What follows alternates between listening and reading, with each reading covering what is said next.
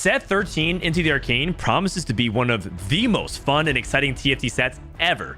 You get to immerse yourself in the world of Arcane and get to relive the story, or maybe even break the rules and have a little mischief while you're at it. And I'm telling you, Riot really cooked on some of the aspects of this set. If you haven't played in a while, or you just haven't paid attention to spoilers, here's the quickest summary I can give to get you plugged into the set so that you're ready for launch week. The main set mechanic for Into the Arcane Set 13 is about anomalies. At stage 4-6, you'll be offered a center hex where you can roll and choose to permanently buff one champion, whether you want them to be your active carry, your active tank, or perhaps even just pick something completely supportive and utility focused. The way to play around this is to make sure that you at least have a good amount of gold going to 4-6 and try to avoid rolling to 0 in the middle of stage 4 if at all possible. Because if you don't have the gold to actually choose what you want, you're going to be struggling a lot. In my opinion, the way to think about anomalies is a fourth item or a fourth augment. Some people may compare it to, say, having a hero augment. For example, the champion gets 60 more AD from all sources. So if you're putting it on a strong hyper carry in the back line, that can be really good. But you can also use it for supportive effects, such as getting an emblem on a champion that you put in the hex, and you have no actual buff. So definitely use it as a way to extend your augment synergy so that you can have maximum success for your carry and your composition. Let's break down getting to know all the units based off their unit cost as well as their role. Starting off with one cost, you have 4 tanks, Irelia, Singed, Amumu, and Steb. Out of all these, currently, the most commonly played on PB heading into live are the Sentinels. So Irelia and Singed are going to be the most common. That's why we have them on the left. But it doesn't mean that necessarily that Amumu and Steb are bad. It's just right now, these are the most commonly played. And also important to note that a lot can change based off the bounce patches. So this is to help you get a little bit of understanding how we're framing everything. Tank items include things like Warmogs, Bramble, Dragon's Claw, Redemption, Sunfire, and Steadfast Heart. You can also still do the usual stuff like Crown Guard and Protector's Vow if you really need those items as well. Fighters are tier 2, and they're defined as melee damage units. They usually use things like Bloodthirster Titans and Sterix Gauge, and these are much more common items to play on AD units. They really love a mix of Omnivamp and defensive items like Edge of Night. Right now, Darius is the most commonly played one cost because he's a Conqueror, and Conquerors right now are a snowballing trait where the more you win, you get more gold and rewards. And so a lot of people end up wanting to start off with Darius early in order to get that snowball going. If you have a Thieves Gloves, usually the best type of unit to put on are fighters because they can use a good mixture of AD, tank, and AP stats without feeling like they trade off too much. If you put Thieves Gloves on, say, Powder, and you get a bunch of attack damage items like Deathblade, you're going to be really sad.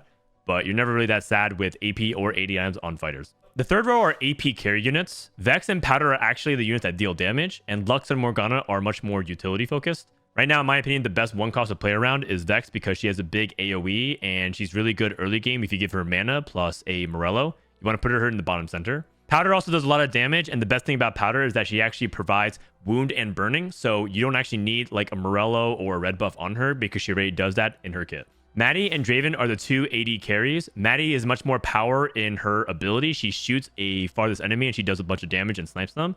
And then Draven is much more about just single target bursting through a bunch of attack speed. In general, right now, both of them are pretty reliable to play around because Draven is a Conqueror, which helps you snowball, and Maddie has some of the best traits in the game right now. For the 2 costs, you have 4 tanks, Rel, Leona, Vlad, Set. You have 5 fighters, Vander, Urgot, Camille, Nocturne, and Akali. You have 2 AP range carries, Renata, Glask, and Ziggs. And you have 2 ranged AD carries, Tristana and Zeri. To get you started, Rel and Leona, once again, are Sentinels who are really powerful, and Sentinels are probably the best frontline in the game, so you're going to really often play around it. And Rel has some of the best traits because she's a Conqueror.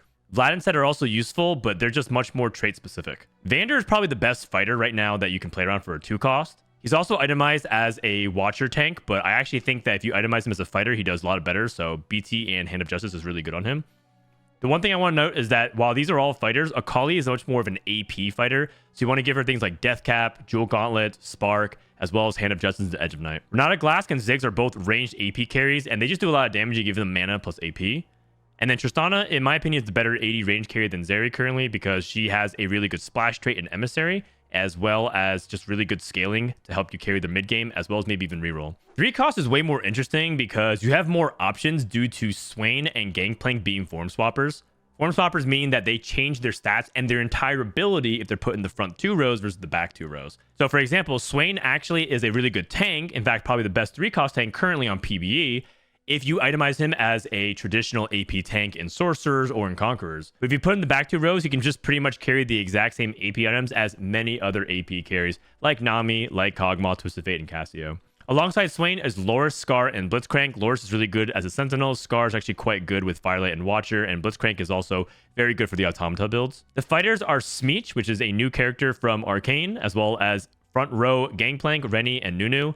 Nunu is actually more AP as opposed to AD, so you want to give him more things like Crown Guard and Spark. Nami, Cassio, and Twisted Fate are much more of the traditional AP backline damage dealers. You just give them mana and AP.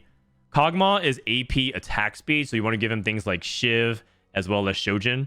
And then Swain we just talked about. As a backline carry, Gangplank ends up being much more of a traditional carry. Just give him Last Whisper, Infinity Edge, and Hand of Justice and watch him crit everything. Ezreal is also okay, but I think right now Ezreal is much more of a trait bot and support DPS as opposed to a primary carry. Forecast is way more frontline oriented, but you do have a couple options because Elise is also a form swapper, so you can put her in the front as a stun bot, or you can put her in the back as support AP damage. The best tank, though, is Alawi right now because she is a Sentinel, so a lot of people are building around Alawi.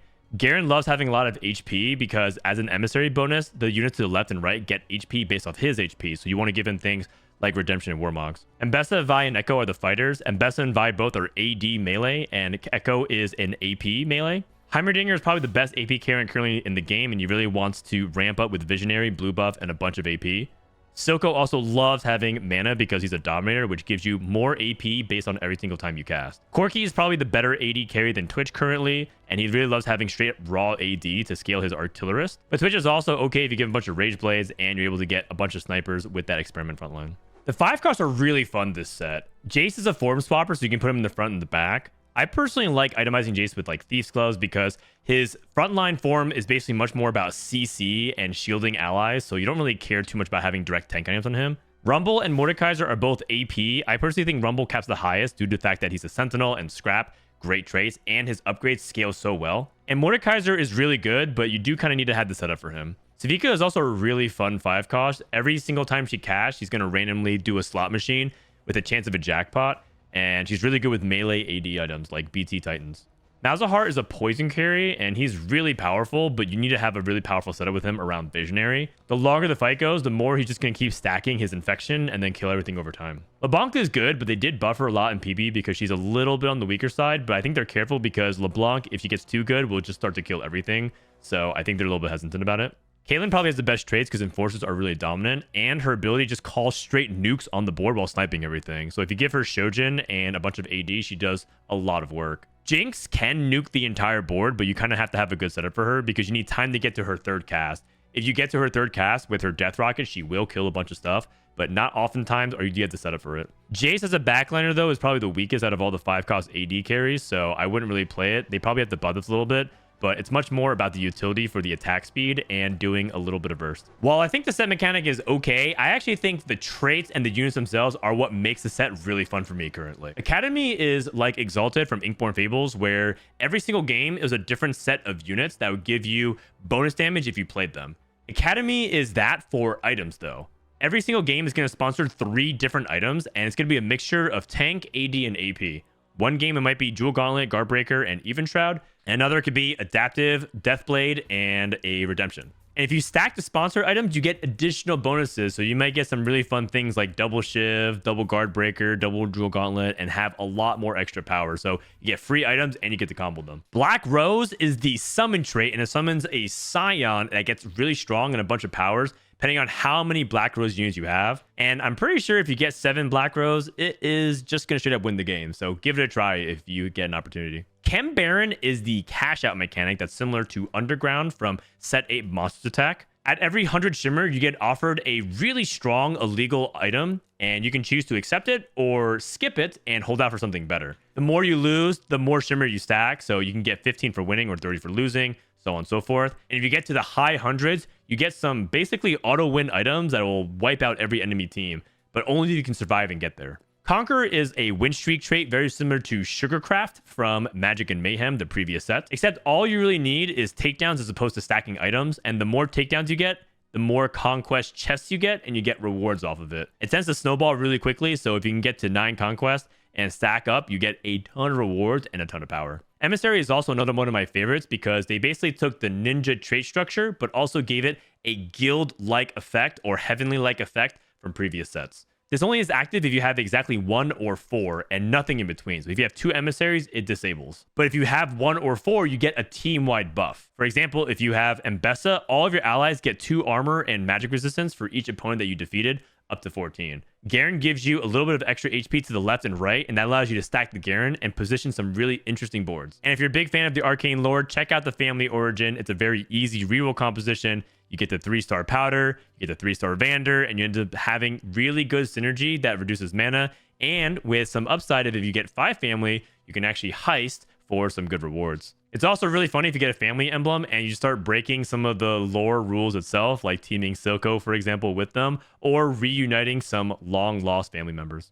Riot also rotated hundreds of augments out and brought hundreds of new augments in. But the most important thing that you need to know is that there's one brand new type of augment called Unlock Trait. Unlock Trait is a new type of augment that allows you to make a brand new trait with 2 or more units. For example, the trait Sisters for Jinx and Vi is a throwback to Set 6, Gizmos and Gadgets, when you could play Jinx and Vi and get some synergy. And if you watched part 1 of Arcane, you might recognize Martial Law, which combines Caitlyn and Mbessa, which don't normally share traits in the game, but will unlock power and give you a Caitlyn and an Mbessa. These unlock traits are some of the most broken augments currently on PB because it gives you like 4 and 5 costs directly and have immediate synergy and power. So make sure to click on them when you can and have a lot of fun immersing yourselves in the universe of Arcane. But that's not all. The week before launch, Riot announced that they're going to be banning augment stats from all match history, meaning that there's going to be no more data about what augments are averaging and what their win rate is. So if you go to your favorite stats website, you no longer will have access to that stats. I think it's a pretty controversial decision, but it seems like sentiment is slightly in favor of this change because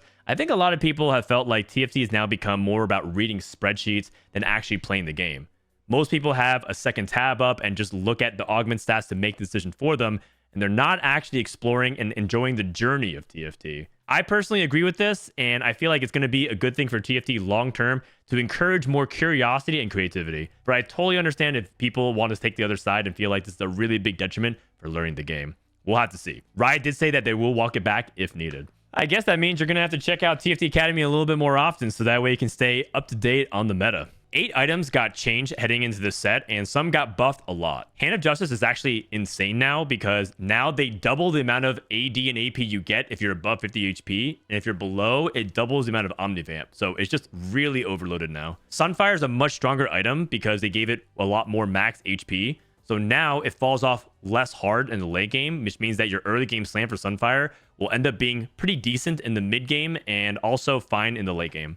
Hextech Gunblade got a lot more stats, and because of the set mechanic, you're able to get a lot more sources of flat stats. So you can actually use things like Gunblade a lot more effectively this set. Deathblade got straight up 5 AD, which, if you guys know, 5 attack damage is actually a lot because it affects your attacks, it affects your ability, and it really amplifies a bunch of your DPS. They extended the length window of Quicksilver, so now Quicksilver is much more effective on units that need to have anti-CC. Even just having a few extra seconds of stun immunity can be the difference. And then Giant Slayer and Guardbreaker actually didn't functionally change. They just redistributed some of the numbers, so that way, if you're not activating it, you get a higher base amount. But ultimately, they're still about the same, so it's about neutral. I think they shifted about 5 or 10 damage amp into the base, so that way it doesn't feel as bad if you slam Giant Slayer, but there's not a lot of high HP targets, for example. And then Blue Buff actually got a slight readjustment, which ended up being a nerf. Instead of reducing the max mana, it ends up just giving you 10 mana, so it's a little bit worse for comboing off with other mana items. If you're a fan of Set 11 Inkborn Fables, well, encounters are back, kind of. At the beginning of the game, there's no longer portals that you vote for. Instead, the choice is made for you. 20% of the time, you will get no encounters you see on the top here. And then everything else, there's a small percentage chance of getting things like Scuttlepuddle Crabrave, a bunch of gold or prismatic augments, or other fun stuff like Wandering Trainer, loot subscription, gold subscription, or even the fun wind-up monkey, which apparently is a mystery. You just kind of have to find out for yourself. Riot did say they're willing to tweak some of these percentages to make it more fun, because I know a lot of people are getting the no encounter and feeling it's a little bit boring. But hey, we also saw what happened when players are able to vote, and sometimes it just ends up trolling the entire lobby. So we'll see how this goes. There's some more system changes that you should know going into the next set. For one thing, going level 10 is much more expensive now, so you really pretty much can't get to level 10 unless you have a really strong econ augment or maybe the encounter of the game gives you a lot of resources. Mana generation from taking damage is now nerfed heavily from 5 to 3%, so it sets up less of those crazy giga tanks that will end up spam casting a lot from taking a bunch of damage. Now, no matter what, every PV round, you also get an item remover. And it'll also collect into your item bench, so you can have a nice little stack of reforgers and item removers. In the previous set, what ended up happening is you only got an item remover if you didn't have one. So you would want to use it once per stage, every single stage. But that was really tedious because sometimes you forgot, so it felt like you missed out on an item remover if you didn't use it and got a new one instead. So now you just stack them very nicely onto your top left, and now you can use them whenever you want. And then no longer can you get crests and crowns on your augments if you have Wandering Trainer. So that's just a way for you to stop getting like the +2, +3, and getting 9 and 10 piece traits very easily. So that is my high-level summary, as quick as I can give it to you, the summary of what to expect for set 13 into the Arcane. I think it's going to be a really fun set. It's one of the most polished I've played in PB leading up to it, and I'm really excited for live. I'm very curious how things like the stats ban is going to affect things. We'll be putting a lot more content out on this channel as well to support that. Thanks for watching. Make sure you like and subscribe, and I'll see you guys next time.